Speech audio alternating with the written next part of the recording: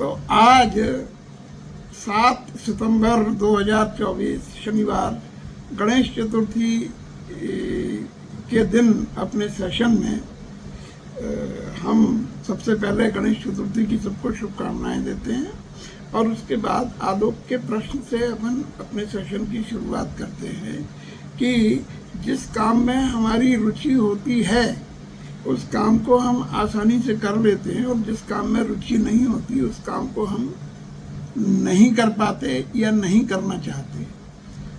तो वैसे देखा जाए तो ये तो बड़ी साधारण सी चीज़ है कि जिसमें रुचि नहीं है वो नहीं करना चाहेगा आदमी और जिसमें रुचि है वो करना ही चाहेगा। और अगर हम इसी को अपने काम करने का एक क्राइटेरिया बना लें तो क्या हम जीवन में प्रगति कर सकते हैं? अगर हम यही क्राइटेरिया बना लें कि जिसमें रुचि है बस वही करेंगे, और इसमें तुमने जो उदाहरण दिए वो उदाहरण भी ऐसे ही हैं, तो जीवन जो है वो आलस्य से चलता है या सक्रियता से चलता है? सक्रियता से चलता है। और सक्रियता जो है वो रुचि के कारण ही पैदा होती है। अगर हमारी रुचि है तो सक्रियता पैदा हो जाएगी, और रुचि नहीं है तो फिर सक्रियता पैदा होना बड़ा कठिन काम है। तो जिस काम में हमारी रुचि नहीं है उसमें हम सक्रिय नहीं हो पाते, जिसमें हमारी रुचि होती है उसमें हम सक्रिय हो जाते हैं। पिछली बार हमने ध्यान के ऊपर बात की थी और वो भी तुम्हारा ही प्रश्न था। क्या तुमने उस सेशन को, उसकी रिकॉर्डिंग सुनी? सर अभी तो नहीं सुन पाया, मैं सुनूंगा। सोचो, ये जो सारी चीजें हैं ये सारी चीजें इंडिकेट करती, क्योंकि वो मूल प्रश्न तुम्हारा ही था। हाँ। और तुमने ही मुझे उसके लिए प्रेरित किया और वो सेशन फिर मैंने ध्यान के ऊपर ही लिया कि हम ध्यान क्यों नहीं कर पाते, या ध्यान में हम क्यों नहीं पहुंच पाते, या ध्यान करने के लिए हमें किसी बाहरी व्यक्ति की या किसी कमांड की क्यों आवश्यकता पड़ती है, और उस कमांड से हम ध्यान कर सकेंगे ऐसा हमें लगता है। यही बात है ना तुम्हारी, यही तुम चाहते हो, कोई ऐसी कमांड देने वाला मिल जाए जो तुमको ध्यान करा दे। प्रैक्टिकली ऐसा क्योंकि खुद से करते हैं तो कॉन्फिडेंस नहीं आता कि हम सही कर रहे हैं कि गलत कर रहे हैं। वही शुरू में कोई हमें इंस्ट्रक्ट कर दे फिर हम खुद से कर सकते हैं। इसीलिए तुम्हारा ये प्रश्न भी है कि जिस काम में रुचि नहीं है, तो जिस काम में रुचि नहीं है उसमें भी अगर कोई दूसरा आदमी तुमको कमांड दे, तुमने आईआईटी से पास आउट किया, इतने कठिन सब्जेक्ट जहाँ पर एडमिशन भी लोगों को बड़े कंपटीशन से मिलता है, तुमने उस कंपटीशन को फेस किया और उसके बाद आईआईटी में एडमिशन लिया और वहाँ से तुमने शायद कंप्यूटर साइंस में किया बीटेक। हाँ सर। तो कंप्यूटर साइंस जैसे विषय में तुमने बीटेक किया, तो ये जाहिर है कि सबसे पहले तुम्हारी रुचि नहीं रही होगी, ये तुम्हें बाहरी कमांड ही मिली होंगी कि भाई हमें इंजीनियर बनना है या कुछ बड़ा काम करना है, और उसके बाद तुमने संकल्प किया और ये सोचा कि नहीं फिर मेहनत करें और आईआईटी में जाएं, और आईआईटी में गए और वहाँ से जाकर तुमने पास आउट किया और फिर तुम अपना काम कर रहे हो। कुछ इस तरह से हुआ होगा। लेकिन मेरा तो बचपन से ही इंटरेस्ट था। बचपन से ही आईआईटी में जाने का इंटरेस्ट था? बचपन से ही मतलब मुझे मैथ साइंस में इंटरेस्ट था, तो इसकी वजह से मैं ये सब कर पाया। ओके। तो अब सबसे बड़ी बात ये है कि हमारी रुचि किस चीज में होनी चाहिए। जो रुचि है वो रुचि मूल रूप से किस में होनी चाहिए? अगर उसमें हो जाए तो सब में हो जाएगी, ऐसा कोई विषय समझ में आता है?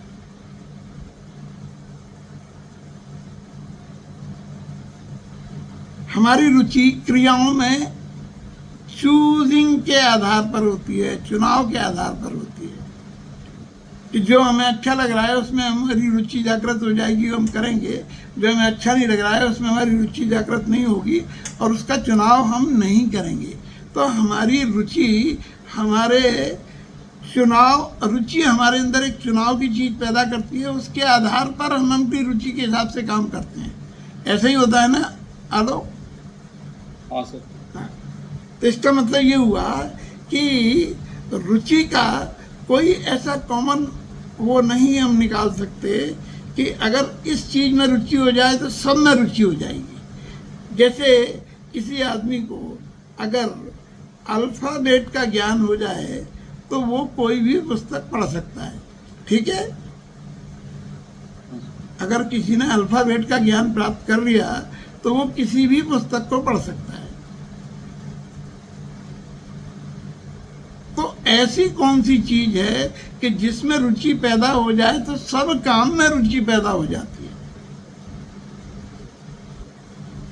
छोड़ो, इसको दूसरी तरह से पूछता हूँ, ऐसी कौन सी चीज़ है जो हमको सर्वाधिक प्रिय है और हम चाहते हैं सर्वाधिक उसी को? खुशी।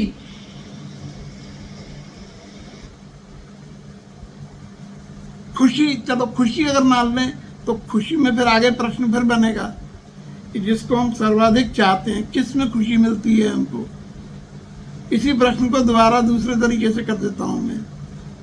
ऐसी कौन सी चीज है जिससे हम सबसे ज्यादा डरते हैं? मृत्यु। यस। कोई चाहता है मृत्यु? Any one of you? क्यों? जबकि आज ही मेरी अपनी कुक से बात हो रही थी तो उसकी स्पीड बहुत फास्ट है, वो चीज़ों को बड़ी जल्दी जल्दी करती है। और अगर मैं उससे कुछ कहता हूँ कि भाई ये मुझे गर्म खाना दे देना या ये करना, तब तक तो वो अपना काम खत्म कर देती है। और प्रतीक्षा नाम की चीज़ है नहीं उसमें इतने धैर्य से कि चलो एक 10 मिनट एक्स्ट्रा दे के मैं ये कर लूँ।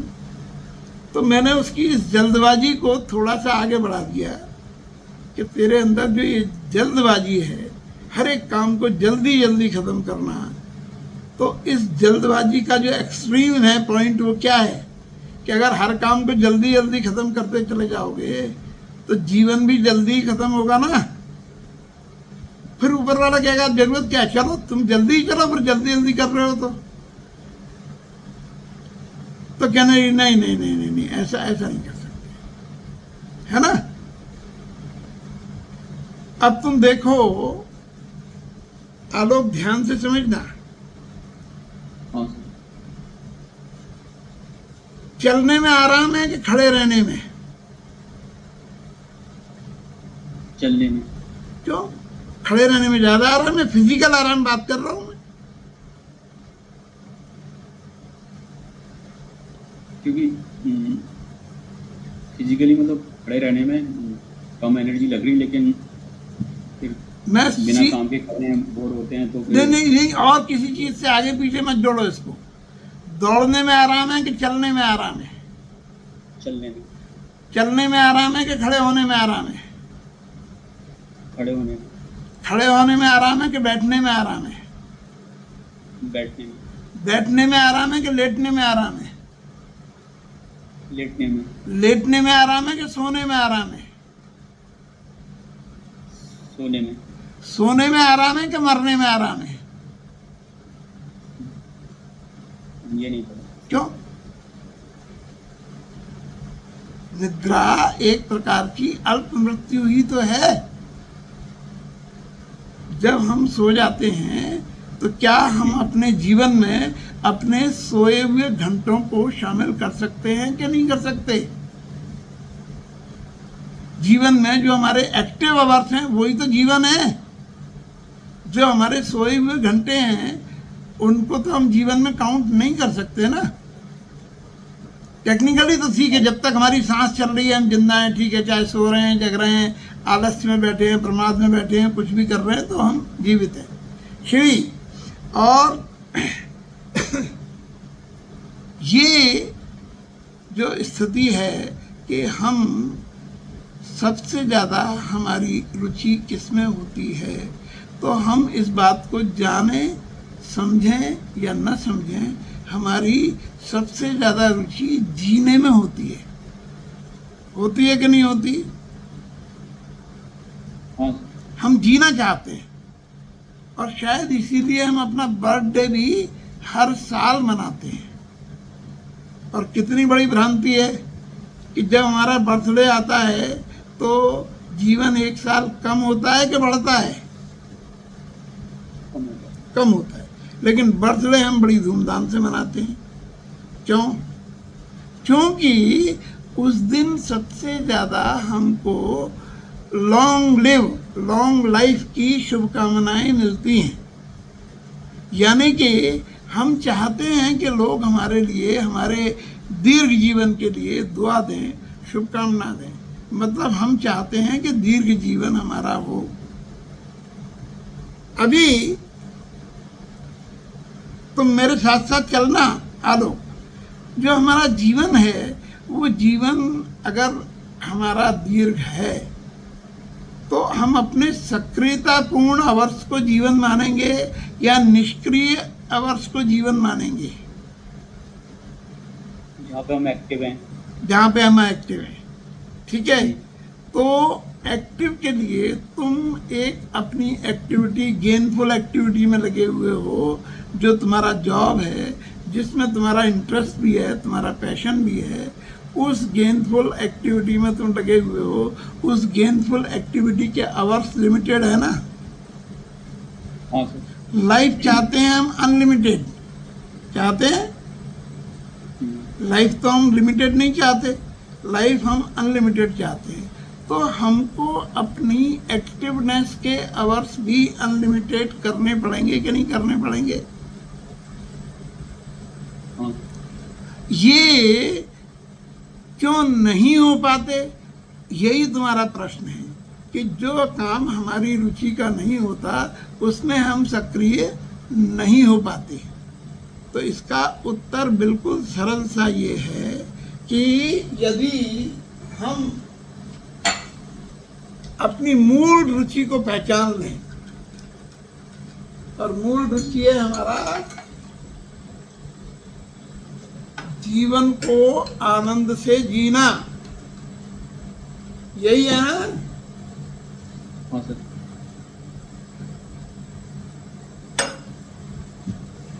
इसमें कोई विवाद नहीं है, और ये एक सर्वमान्य सत्य है कि हम जीवन को आनंद से जीना चाहते हैं। और निष्क्रिय से निष्क्रिय व्यक्ति भी, जिसने ये लिख दिया कि अजगर करे न चाकरी और पंछी करे न काम, तो दास मलूका कह गए सबके दाता राम। अब ये तो परम आलस्य की स्थिति है कि कुछ नहीं करना, और दाता राम हैं ही, वो सबको दे देंगे, तो बस जीवन आराम से कटेगा।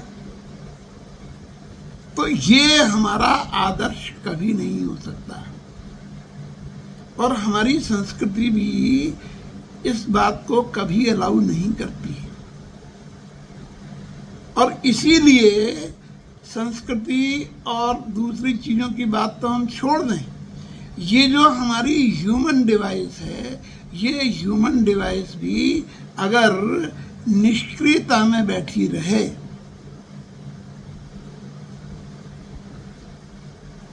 तो सबसे पहली इस डिवाइस में क्या प्रतिक्रिया होती है? प्राकृतिक रूप से हमारे शरीर के अंगों में कुछ होता है। अगर हम एक ही मुद्रा में लगातार काफ़ी देर तक तो बैठे रहें तो कहीं हमारा हाथ सो जाएगा या कहीं हमारा पैर सो जाएगा, ऐसा होता है ना? होता है ना? मतलब हमारा अपना शरीर ही निष्क्रियता के प्रति ट्यून्ड नहीं है। अगर शरीर भी निष्क्रियता को आराम मान ले तो उसको फ्रेश होना चाहिए। लेकिन निष्क्रियता पूर्वक अगर हम किसी एक जगह बैठे हुए हैं तो थोड़ी देर बाद जब हम खड़े होंगे तो मालूम पड़ा, अरे हमारा पैर तो सो गया, अब बड़ी मुश्किल हो रही है। और उसको चैतन्य करने के लिए हमें कुछ ऐसी क्रियाएं करनी पड़ेंगी। उसको चिकोटी काटनी पड़ेगी, या पैर झटकना पड़ेगा, या हाथ फेरना पड़ेगा, ताकि उसमें रक्त संचार हो जाए दोबारा से और हम उसको पुनः सक्रिय कर सकें। पूरा कहने का सारांश ये है कि हमारी रुचि जो हमें पता है और ना भी पता है तो भी सर्वाधिक रुचि हमारी जीवन जीने में है। और अब अगर हम अपनी रुचि के अनुसार चुनाव करते हैं तो ये सिवाय अज्ञान के और कुछ भी नहीं, ये सिर्फ अज्ञान है। हम एक क्षण भी ऐसा नहीं बिता सकते, एक क्षण भी, कि जिसमें हम बिना कुछ कर्म किए रह जाएं। हमारी शारीरिक, मानसिक और बौद्धिक संरचना इस प्रकार की है कि उसमें निष्क्रियता के लिए कोई स्वीकृति नहीं है, कोई स्थान नहीं है। हम निरंतर कुछ न कुछ करते रहना चाहते हैं। ऐसा है कि नहीं है? हाँ सर। तो जो हम कुछ न कुछ करते रहना चाहते हैं, उसमें अगर हम अपना सुविधापूर्ण चुनाव अप्लाई कर दें तो दोबारा से हम उसी स्टेट में पहुंच जाएंगे जिसमें हम निष्क्रिय हो जाएंगे। ये तो हमारी रुचि का काम नहीं है, ये हम नहीं करेंगे। लेकिन पूर्ण निष्क्रिय हो नहीं पाएंगे तो उस समय भी कुछ ना कुछ करेंगे। तो जैसे हमने अगर अपने खेत में कोई फसल नहीं बोई है और उसको खाली छोड़ दिया है तो उसमें अपने आप कुछ खरपतवार, कुछ बिना जरूरत की घास, कुछ ऐसी फिजूल की चीजें उगाती हैं कि नहीं उगाती? हाँ। जिसको हमने बिल्कुल केयरलेसली छोड़ दिया कि इसमें हम कुछ नहीं कर रहे। आशय ये है कि जहाँ भी हम इस प्रकार की असावधानी बरतते हैं, इस प्रकार की लापरवाही करते हैं, ये दिखने में बहुत छोटी छोटी चीज़ें लगती हैं, लेकिन ये लापरवाही जैसे खेत में कब गाजर घास फैल जाती है, कब अवांछित वनस्पतियाँ उग आती हैं, पता ही नहीं चलता। एक दिन में नहीं उगती।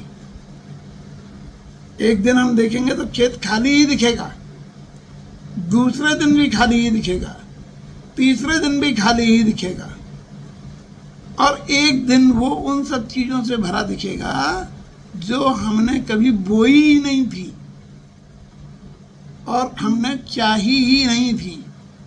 तो अब जब हमें उसमें कुछ बोना पड़ेगा तो सबसे पहला काम क्या करना पड़ेगा?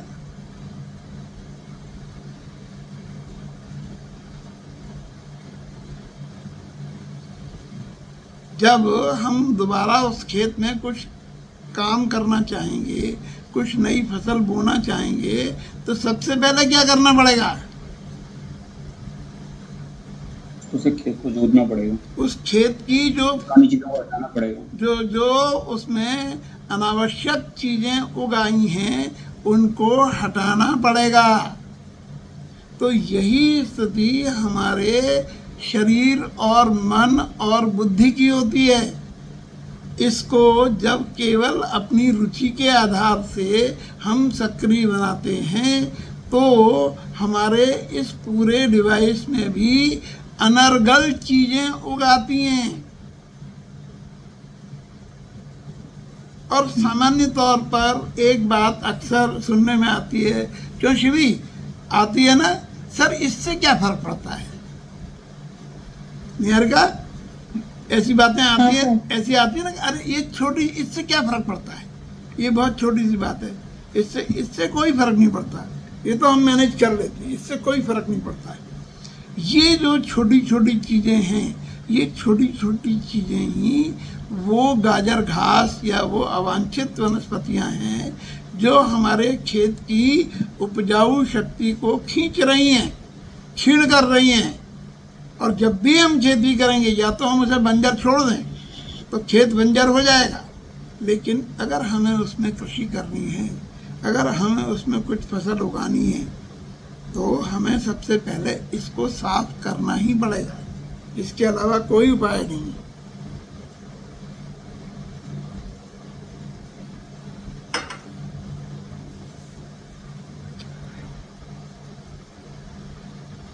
और इस साफ करने की क्रिया को जब खेती के प्रसंग में हम कहते हैं कि हल को खेत को जोत के तैयार करना पड़ता है, उसमें से कंकड़ पत्थर फिजूल की चीज़ें ये सब हटा देनी पड़ती हैं।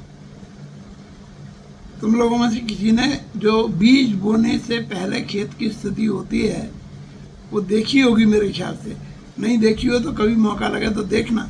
उस समय खेत बिल्कुल साफ होता है, उसकी मिट्टी में कोई गंदगी कोई कचरा रहने दिया ही नहीं जाता। कंकड़ बीन बीन के उठा के बाहर फेंक दिए जाते हैं, फिजूल की वनस्पतियां उठा के फेंक दी जाती हैं। उस सब के बाद भी, इतनी सावधानी के बाद भी, एक मुहावरा है ना कि गेहूं के संग बथुए को भी पानी लग जाता है ना? ये मुहावरा सुना है कि नहीं सुना? कि गेहूं के संग बथुए को भी पानी लग जाता है।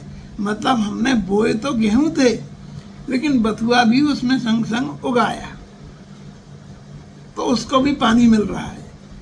यही सेम चीज जो कृषि के क्षेत्र में लागू होती है, यही चीज हमारे अपने शरीर मन और मस्तिष्क के संबंध में भी लागू होती है कि इसको भी हमें समय समय पर इसकी डीक्लटरिंग करनी होती है।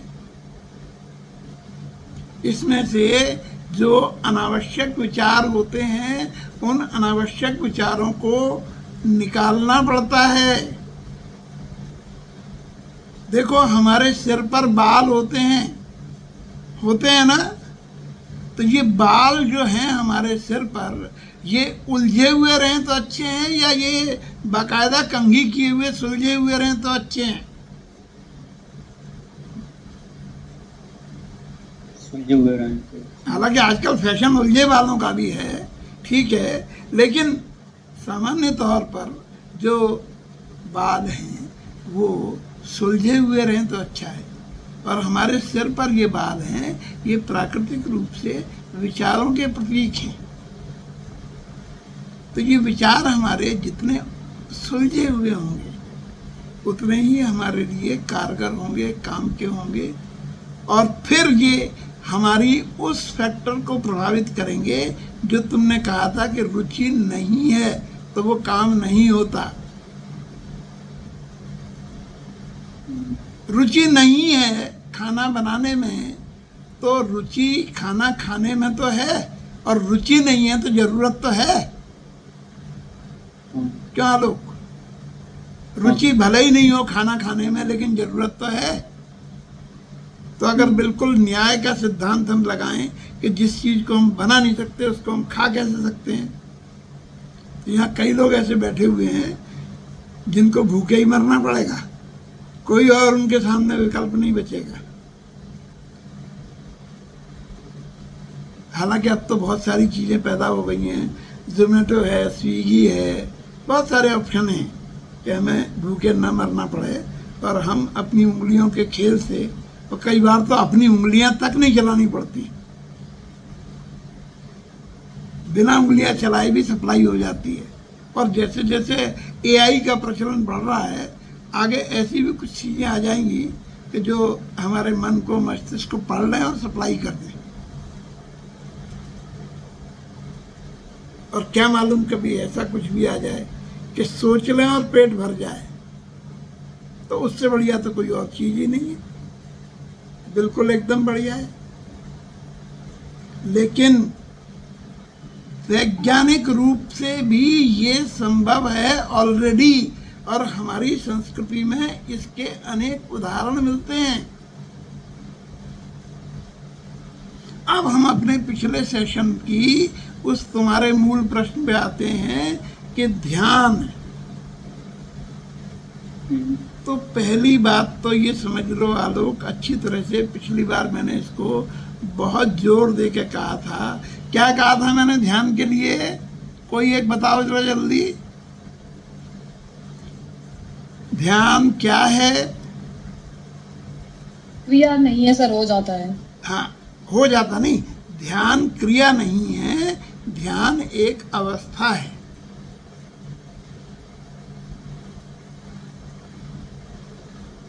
ऑफ कोर्स है ये कुछ पॉजिटिव क्रियाओं का परिणाम, लेकिन ध्यान कभी किया ही नहीं जा सकता। और इसीलिए जो तुमने कहा था प्रश्न कि ध्यान करते समय ही मन की जितनी उत्पाती शक्तियां होती हैं उनका पता चलता है कि ये मन कितना उत्पाती है। हम दिन के 23 घंटे और 45 मिनट किसी भी चीज में निकाल सकते हैं कुछ भी करते हुए, लेकिन अगर हम 5 मिनट के लिए बैठ जाएं कि अब हमें ध्यान करना है, बस वो 5 मिनट कितने बड़े हो जाते हैं। वो 5 मिनट का ड्यूरेशन कितना बड़ा होता है, कितना बंधनकारी होता है। और उस 5 मिनट में ध्यान के अलावा और क्या क्या नहीं होता। बस ध्यान नहीं होता, बाकी सब होता है। इसका मतलब है कि ध्यान इज नॉट एन एक्ट। तो जब तक तुम एक्ट के तौर पर ध्यान को समझोगे कि मुझे ध्यान करना है, तो कभी नहीं कर पाओगे। ध्यान एक अवस्था है और उस अवस्था तक पहुंचा जा सकता है। जैसे तुम्हारे घर में तुम्हारा ग्राउंड फ्लोर और तुम्हारी छत है, तो ग्राउंड फ्लोर से छत तक जाने के लिए तुमको सीढ़ियों से चढ़ के जाना पड़ेगा। और लिफ्ट भी अगर लगी है तो लिफ्ट में एंटर होके लिफ्ट भी ग्रेजुअली चढ़ेगी, तब ऊपर पहुंचेगी। तो छत पर पहुंचना हमारे शरीर की स्थिति का एलिवेशन है। हम उन्नत हुए कि छत पर पहुंचे।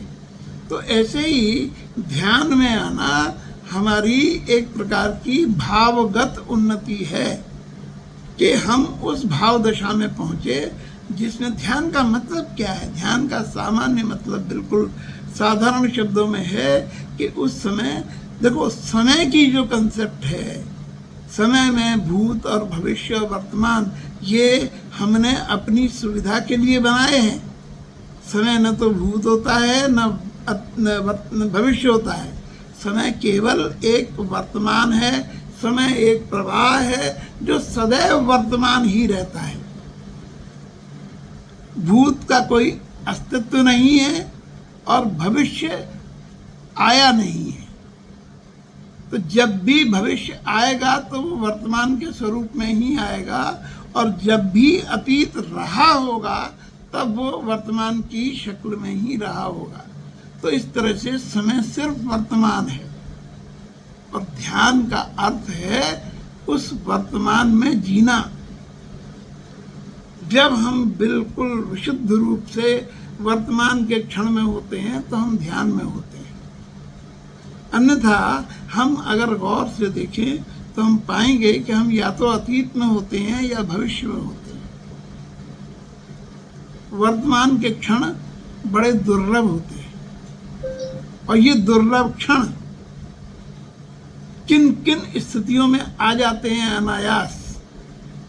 जब भी हम क्रिएटिव होते हैं तो ध्यान अपने आप लग जाता है। जब हम क्रिएटिव होते हैं, जब हम अपने तुम्हारी भाषा में अपनी रुचि का काम कर रहे होते हैं, तो उस रुचि के काम को करते समय हमें समय का और स्वयं का ये दोनों बोध समाप्त हो जाते हैं। हम उसमें खो जाते हैं, तल्लीन हो जाते हैं, डूब जाते हैं। यही ध्यान है। तो ध्यान एक भाव दशा है। तो इसी तरीके से ये रुचि है किसी काम में या नहीं है, ये इस बात का प्रमाण है कि अभी जीवन के बारे में तुम्हारी कोई समझ है या नहीं है। अगर जीवन के बारे में समझ पैदा हो जाएगी तो ये रुचि वाला तो बिल्कुल हट ही जाएगा, क्योंकि जीवन तो जीना है ना। और जीवन केवल जीना नहीं है, जीवन पूरे मनोयोग से, पूरे उत्साह से, पूरे आनंद से, पूरी जीवंतता के साथ जीना है। ऐसे ही जीना है। तो ऐसे ही जीने के लिए जब जीवन में रुचि है तो हम जिस काम को भी करेंगे उस काम को हम अपने पूरे मनोयोग के साथ करेंगे। और इन छोटी छोटी चीज़ों का ख्याल रखना पड़ता है और इन्हीं को कहते हैं हमारे जीवन के संस्कार। बहुत छोटी छोटी बातें हैं, बहुत बहुत छोटी छोटी बातें हैं। 2-3 उदाहरणों से, बिल्कुल लाइव अभी ताजा उदाहरणों से बताता हूं। टी.एन. शेषन साहब की डायरी पढ़ रहा था तो उसमें एक प्रसंग लिखा हुआ था, और वो प्रसंग था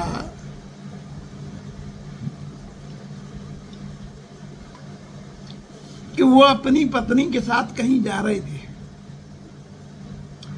तो रास्ते में गाड़ी में बैठे हुए एक पेड़ पर उनकी पत्नी ने देखा कि एक बया का घोंसला बना हुआ है।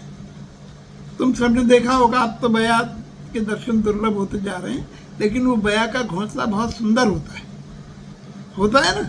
सुराही के आकार का बया का घोंसला जो होता है वो बहुत ही सुंदर होता है।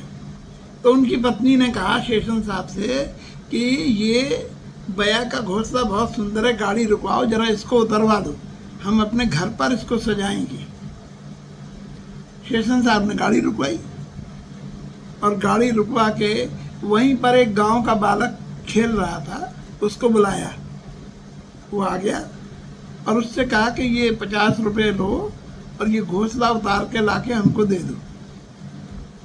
उसने देखा घोंसले की तरफ और इनकी तरफ, और वो बोलता है कि ये 50 रुपये में मैं घोंसला लाके नहीं दे सकता। शेषन साहब को लगा कुछ कम है, उन्होंने कहा 100 रुपये ले लो।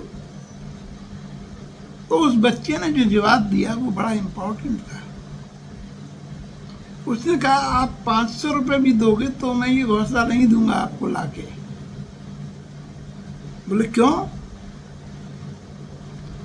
बोले मैं इसलिए नहीं दूंगा कि इस घोंसले में जब शाम को बया लौट करके आएगी और घोंसला नहीं पाएगी तो उस पर जो गुजरेगी वो कितनी बड़ी तकलीफ होगी। जीवन के प्रति इतनी संवेदनशीलता कि वो ये सोच पा रहा है बगैर पढ़ा लिखा बच्चा कि शाम को जब बया लौट के आएगी और उसको उसका घोंसला नहीं मिलेगा तो उस पर क्या गुजरेगी। शेषन साहब ने लिखा है कि उस समय मुझे अपनी IAS की डिग्री बेकार मालूम पड़ी।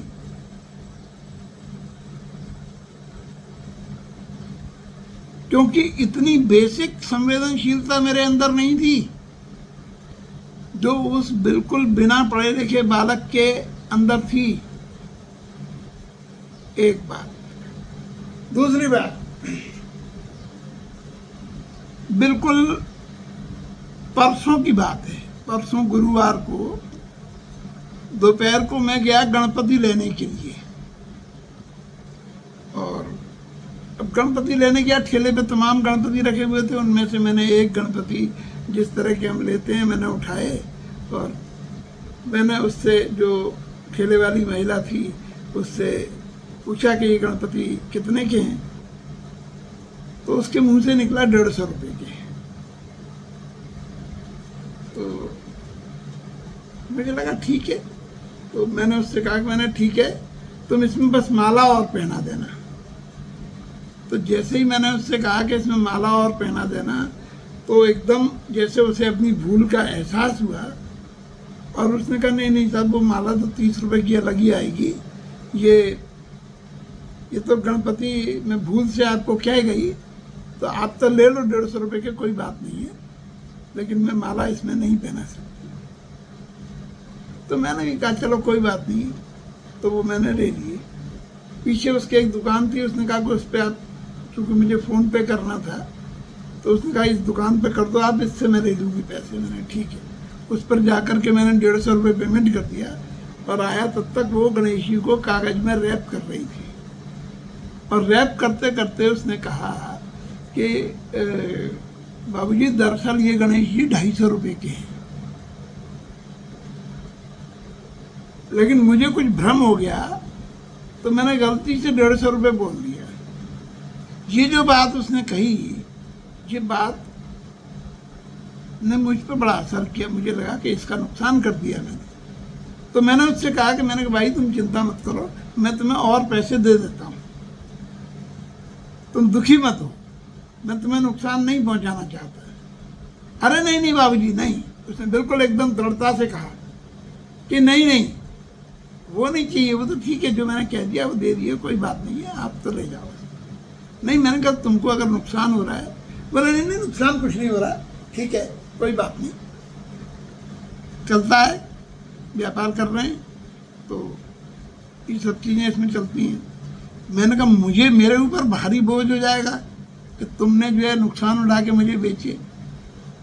तो वो बोली कि नहीं बाबूजी नुकसान उठा के नहीं बेच रही हूँ, मुझे 150 रुपये में ठीक है, मेरे लिए कुछ 10-5 रुपये मुझे मिल जाएंगे और ऐसी कोई बात नहीं है। बस ये है कि कीमत इसकी 250 ही रखी थी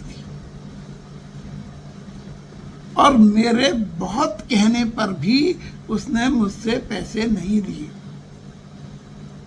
जबकि मैंने उससे बिल्कुल, मैं सचमुच दे रहा था उसको, क्योंकि मुझे लग रहा था, और मेरे लिए अगर मैं देता तो उसको 50 रुपये और दे देता तो मेरे लिए कोई बहुत ज़्यादा अंतर नहीं पड़ता। लेकिन मैं बताना ये चाह रहा हूँ कि उस बिल्कुल बगैर पढ़ी लिखी महिला, उसने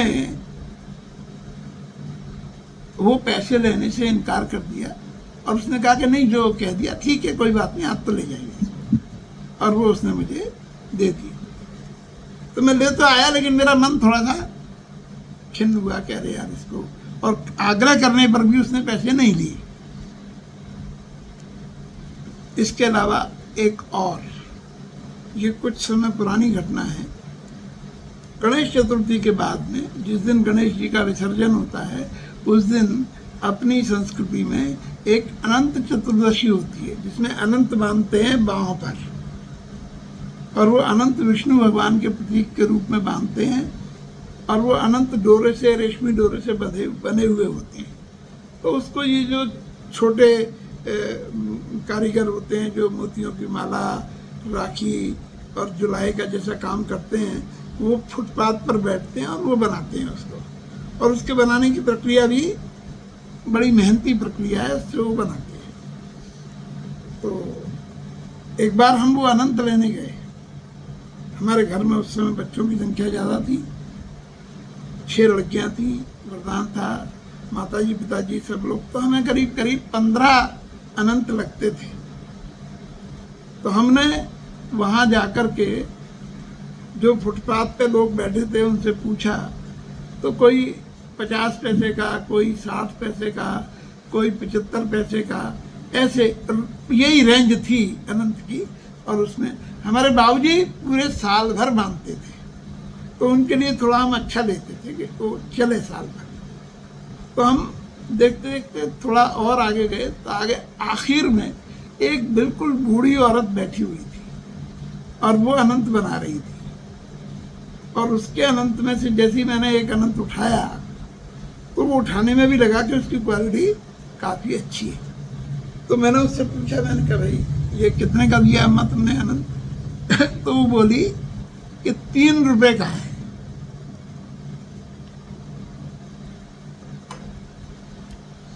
अब 50-60 पैसे के एवरेज रेट के हिसाब से 3 रुपये बहुत ज़्यादा थे। तो मैंने उससे कहा ना 3 रुपये तो बहुत ज़्यादा है, कहीं भी इस भाव में नहीं है, ज़्यादा ज़्यादा 12 ने कहा, तुम 1 रुपये का दे दो अगर तुम्हारा बहुत अच्छा है तो उसने जो जवाब दिया, उसने कहा बाबूजी आप चाय जहाँ से ले लो, मेरा अनंत तो 3 ही रुपये का है। मैं आज तक, कई वर्ष हो गए इस घटना को, आज तक उसके कहने का वो ढंग, उसके चेहरे का वो दर्प, उसका स्वाभिमान भूल नहीं पाता कि जितने आत्मविश्वास के साथ उसने कहा था कि मेरा तो 3 रुपये का ही आएगा। और उसके इस आत्मविश्वास ने मुझे 2-3 चक्कर लगवाए वहाँ के, मैंने और लोगों से पूछा, ये किया, अंत में मैं मजबूर हो गया और उसी के यहाँ से वो 3 रुपए के 15 अनंत लिए मैंने। तो ये 3 घटनाएं मैंने इसलिए बताई कि ये घटनाएं उन लोगों से संबंध रखती हैं जो पढ़े लिखे नहीं हैं, जिनके पास एकेडमिक डिग्री नहीं है, लेकिन उनके पास जीवन की समझ है। और ये जीवन की समझ हमारे सही चुनाव करने के कारण ही आती है कि जिस समय निर्णय का क्षण होता है, जिस समय हमें कुछ निर्णय करना होता है, उस समय का निर्णय हम अपनी तात्कालिक सुविधा के आधार पर करते हैं या उस वर्तमान समय की जो अनिवार्यता होती है उसके आधार पर करते हैं। प्रत्येक वर्तमान समय में हमारा कर्तव्य भी होता है, तो हमारा चुनाव कर्तव्य के प्रेरणा से प्रेरित है या हमारी व्यक्तिगत सुविधा के हिसाब से प्रेरित है। व्यक्तिगत सुविधा से प्रेरित जब भी होगा तो उसके मूल में प्रवृत्ति आलस्य की होगी, प्रमाद की होगी, दूसरे शब्दों में अज्ञान की होगी। तो अज्ञान से प्रेरित कर्म हमको कहाँ ले जाएगा, और कर्तव्य की जो प्रेरणा होगी वो अगर वर्तमान समय की जो चुनौती है, आवश्यकता है, जरूरत है, धर्म है, उसके अनुसार अगर होगी तो वो ज्ञान के द्वारा प्रेरित होगी। तो ज्ञान के कर्म का फल क्या होगा और अज्ञान के कर्म का फल क्या होगा? तो ज्ञान के कर्म का फल है प्रकाश, ज्ञान के फल का कर्म है जीवन, ज्ञान के कर्म का फल है सत्य। और मनुष्य की मूलभूत अभिलाषाएं यही 3 हैं। और इसीलिए वेदों में सबसे पहले जो कहा गया है वो यही कहा गया है, तमसो मां ज्योतिर्गमय, अंधकार से हम प्रकाश की ओर चलें। असतो मां सद्गमय, हम असत्य से सत्य की ओर चलें। मृत्योर्माम अमृतम गमय, हम मृत्यु की तरफ से अमृत की ओर चलें। देखो जीवन जो है ना वो सब जानते हैं, जीवन मरण धर्मा है। जीवन में हम हैं तो अनिवार्य रूप से जीवन शरीर मरण धर्मा है, लेकिन हमारी इच्छा मरण धर्मी नहीं है। हमारी कामना सदैव जीने की है कि नहीं है? हम यही चाहते हैं ना कि सदैव जिए, और हम जितने भी काम करते हैं वो इसीलिए करते हैं। हम पढ़ते हैं, हम कुछ काम करते हैं, हम कुछ नौकरी करते हैं, हम धन अर्जित करते हैं, और उसके बाद में हम बहुत सारे ऐसे काम करते हैं जिनमें हमारा निजी फायदा नहीं होता, लेकिन समाज के लिए करते हैं, दूसरों के लिए करते हैं, दान देते हैं, धर्मशालाएं बनवाते हैं, अस्पताल बनवाते हैं, स्कूल खुलवाते हैं, इस तरह के बहुत सारे काम करते हैं। उद्देश्य क्या है? उद्देश्य है हम जीना चाहते हैं अनंत काल तक, और ये जानते हैं कि ये अनंत काल तक जीना संभव नहीं है। ये जो देह है, ये देह मरण धर्मी है, लेकिन कर्म अनंत काल तक जीवित रह सकते हैं। तो कौन से कर्म अनंत काल तक जीवित रह सकते हैं? जो ज्ञान की प्रेरणा से होंगे वो रह सकते हैं, और जो अज्ञान की, प्रमाद की, आलस्य की प्रेरणा से कर्म होंगे वो अनंत काल तक जीवित नहीं रह सकते।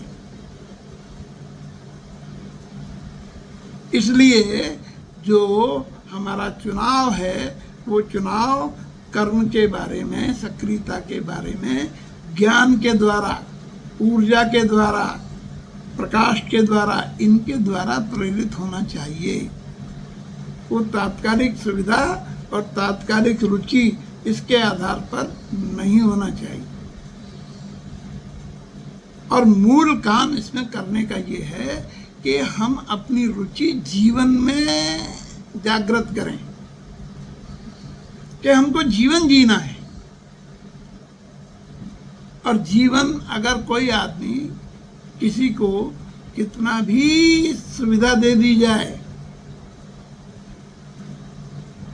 लेकिन अगर उसे कर्म करने की इजाजत नहीं है, तो वो जीवन, उस तरह का जीवन कोई जीना चाहता है कि जिसमें आपको सारी सुविधाएं हों लेकिन आप कर्म नहीं कर सकते।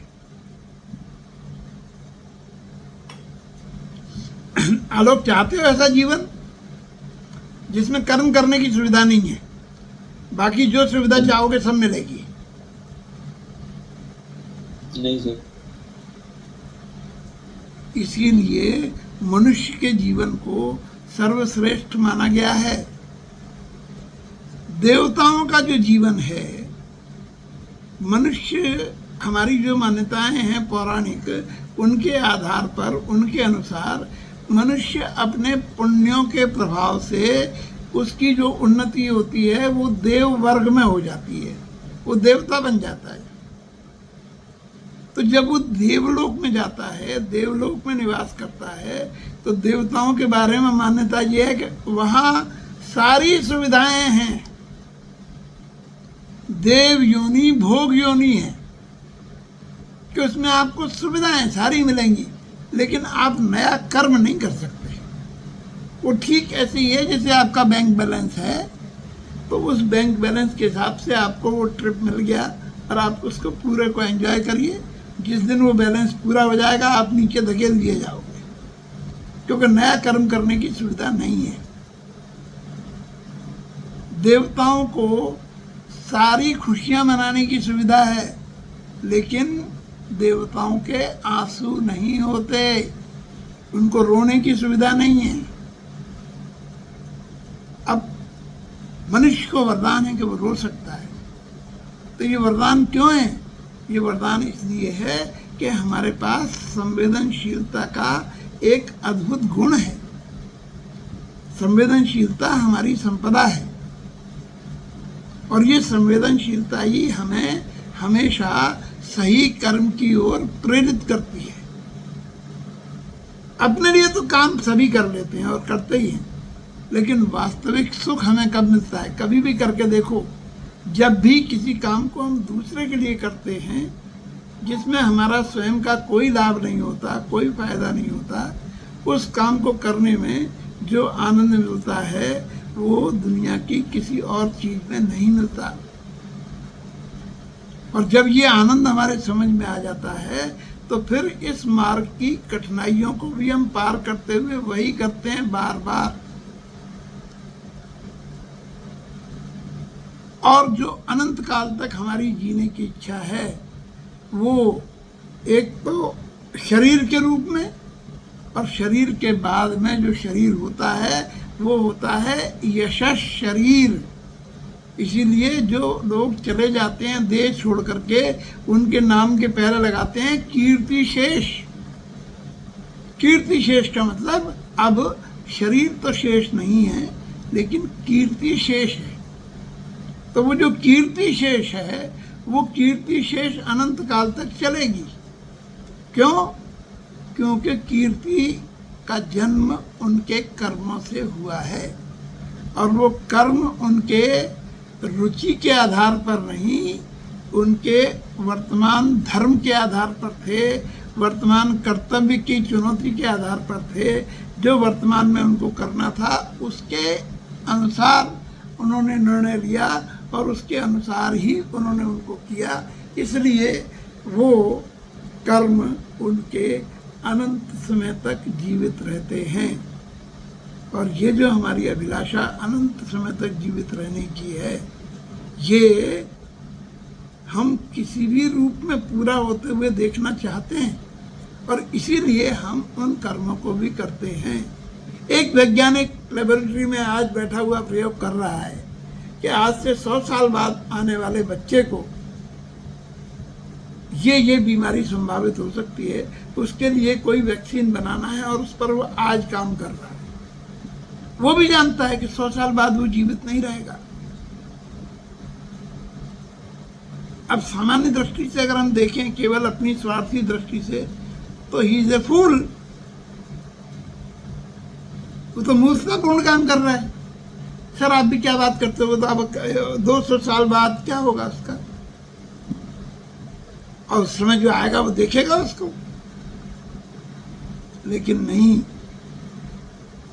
हम इस संसार में अमर केवल शरीर से तो कभी हो नहीं सकते, और कर्म के माध्यम से हम सदैव के लिए अमर हो सकते हैं। और ये इच्छा भी हमारे इनबिल्ट है। थोड़ी बात गहरी हो जाएगी, लेकिन समझ लो कि ये इच्छा भी क्यों है। ये इच्छा भी इसलिए है कि हम अपने कोर पर अमर ही हैं। जो हम अपने कोर पर, जो हमारी आत्मा है, जो हमारी सोल है, जो हमारा पूरा का पूरा सांस्कृतिक कंसेप्ट का बिल्कुल सार तत्व है, वो यही है कि वो आत्मा अजर अमर है। अजर का मतलब वो बूढ़ी नहीं होती। जर माने वृद्धावस्था, जरा, और अमर माने जो मरती नहीं है। तो वो जो आत्म तत्व है वो न बूढ़ा होता है और न वो मरता है। हम किसी भी अवस्था में पहुंच जाएं, हम अपने अंदर जब अपने बचपन को याद करते हैं तो हम एग्जैक्टली उसी मनस्थिति में पहुंच जाते हैं जो होते हैं, irrespective to our current age. समझ रहे हो आलोक? एज कुछ भी हो, लेकिन हम उसी मूवमेंट में पहुंच जाते हैं। क्यों? क्योंकि हम अपने कोर पर वही हैं। तो ये जो अमर रहने की इच्छा है, ये इसलिए है कि अपने कोर पर हम जानते हैं कि हम मरते ही नहीं हैं। कोई विधि नहीं है, कोई चीज नहीं है जिसके द्वारा हमारा नाश हो सके। नाश केवल इस शरीर का होता है। तो वो जो रुचि आधारित चुनाव है, वो रुचि आधारित चुनाव शरीर के स्तर पर जीते हुए हम करते हैं। लेकिन अगर हमें थोड़े भी हायर डायमेंशन पर जीना है, तो फिर ये जो तरीका है वो तरीका हम कभी अपना नहीं सकते।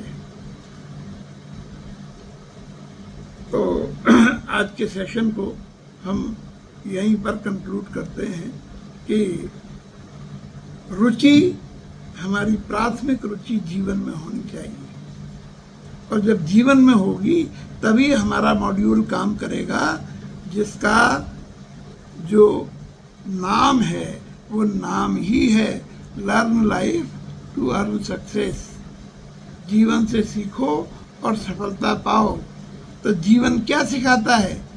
जीवन हमको उचित निर्णय लेना ही सिखाता है, क्योंकि उचित निर्णयों का योग पर ही एक सार्थक और सफल जीवन होता है। अनुचित निर्णयों का योग कभी भी सफल और सार्थक जीवन नहीं हो सकता। हम पूरी ऊर्जा के साथ, पूरे उत्साह के साथ, पूरी जीवंतता के साथ और पूरे आनंद के साथ जीवन जिएं, ये कामना हमारी जन्मजात है और हम इसको पूरा करना चाहते हैं, लेकिन हम स्वयं ही इसके नाशक बन जाते हैं। बस वो न बने, उसके लिए ज़रूरी है कि हमारे चुनाव विवेकपूर्ण हों, हमारे चुनाव सहूलियत के आधार पर न हों, हमारे चुनाव वर्तमान की जो चुनौती है, वर्तमान का जो कर्तव्य कर्म है, उसके आधार पर होंगे तो जीवन सार्थक होगा। तुम्हारे वर्तमान का दायित्व अभी कर्म करना है, जीवन को आगे बढ़ाना है। शिवी का वर्तमान का दायित्व भी पढ़ना है। ऑफ कोर्स एक्सेल शीट भी तैयार करना है ना? क्यों शिवी, कर लो अब इसको। और सबके अपने अपने काम हैं, जो वर्तमान के कर्तव्य हैं उनको करो। मेरा भी वर्तमान का कुछ कर्तव्य है, और ये बड़ी ईश्वर की कृपा है कि मैं अपने वर्तमान के कर्तव्य को पूरा कर पा रहा हूँ, और तभी जीवन में संतोष भी है, सुख भी है, आनंद भी है, और जो दुख थोड़े बहुत आते हैं या दिए जाते हैं उनको सहन करने की शक्ति भी आती है। क्योंकि जीवन में शरीर में है तो दुख भी होंगे, अनिवार्यतः आएंगे भी, लेकिन उनके लिए कुशन कहाँ से मिलेगा? वो कुशन इसी जीवन शैली से मिलेगा। तो मैं अब आखिर में फिर से सत्य कहता हूँ, इतनी बार अपील करता हूँ, रोज मैं अपने ग्रुप को देखता हूँ, किसी की भी कोई even hi hello good morning nothing, कुछ भी नहीं होता। तो ये बड़ी क्या कहना चाहिए, निराशाजनक स्थिति है। मैं स्वयं अपने पुराने सेशंस को कई बार सुनता हूँ और बहुत सी काम की चीज़ें मिलती हैं। मैं तुम सब लोगों को भी यही कहूँगा कि ग्रुप में एक्टिविटी बढ़ाओ। आज के सेशन को हम यहीं पर कंक्लूड करते हैं। Thank you very much.